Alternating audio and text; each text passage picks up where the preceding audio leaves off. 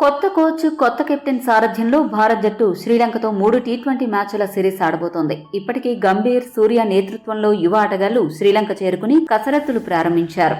మరో 2 ఏళ్లలో జరగబోయే టీ20 ప్రపంచ కప్ కోసం సరైన జట్టును తయారు చేసే బాధ్యత గంభీర్ పైన ఉంది. అంతేకాదు, ఆటగాళ్లకు సరైన అవకాశాలు ఇస్తూ వారిని ప్రోత్సహించాలి. వారి టాలెంట్ కి సానపెట్టి ప్రపంచ కప్ కోసం మెరుగైన ఆటగాళ్లతో జట్టు సిద్ధం చేయాలి. దీంతో గంభీర్ శ్రీలంకతో జరగబోయే సిరీస్లో ఏ ఆటగాళ్లకు అవకాశాలు ఇవ్వనున్నాడు, ఎవరు తుది జట్టులో స్థానం దక్కించుకోబోతున్నారు, ఎవరు బెంచ్కి పరిమితం కానున్నారు అనే అంశం ఇప్పుడు చాలా ఇంట్రెస్టింగ్ గా మారింది. ఇటువంటి నేపథ్యంలో పల్లెకేలే వేదికగా జూలై 27న జరగబోయే మొదటి టీ20 మ్యాచ్ కోసం ఎంపిక టీమిండియా జట్టు ఎలా ఉండబోతోందో ఇప్పుడు చూద్దాం. మొదటిగా పిచ్ రిపోర్ట్ చూసుకున్నట్లయితే పల్లెకేలే పిచ్ నెమ్మదిగా ఉంటుంది. బ్యాటర్లు పరుగులు సాధించడానికి కొద్దిగా సమయం వెచ్చించాల్సి ఉంటుంది. స్పిన్నర్లకు ఈ వికెట్ బాగా అనుకూలిస్తుంది. ఈ విషయాలను దృష్టిలో పెట్టుకుని ప్లేయింగ్ 11ని ఎంపిక చేయడం జరిగింది.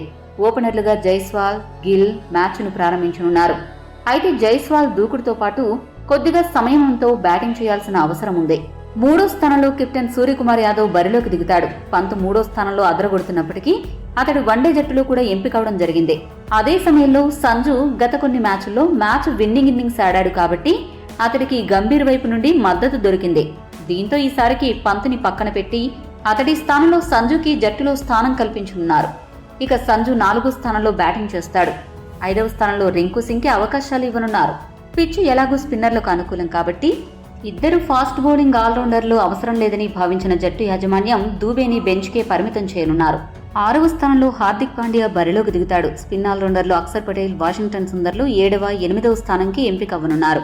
ఇక స్పెషలిస్ట్ ఫాస్ట్ బౌలర్లుగా సిరాజ్, అర్షదీప్ సింగ్ ఎంపికవ్వనున్నారు. స్పెషలిస్ట్ స్పిన్నర్ గా రవి బిష్ణోయ్ కొనసాగుతాడు. ఈ ప్లేయింగ్ 11 పై మీ అభిప్రాయాన్ని కామెంట్ చేయండి. మరిన్ని అప్డేట్స్ కోసం మా ఛానల్ సబ్స్క్రైబ్ చేసుకోండి.